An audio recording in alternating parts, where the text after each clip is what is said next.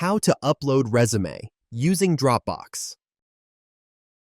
Navigate to the dashboard and click on the Candidate Management tab from the sidebar menu.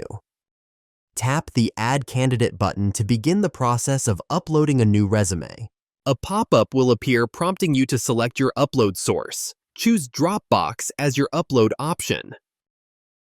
From the drop-down, pick the appropriate job title or designation for which the resume is being uploaded. Hit the Upload from Dropbox button to access your Dropbox files.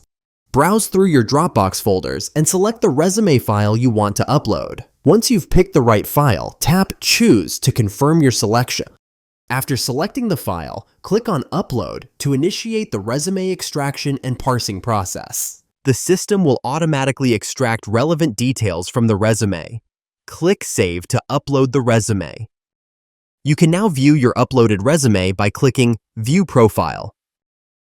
Don't let talent slip through the cracks. Let AI do the screening so your team can focus on what truly matters, building real human connections.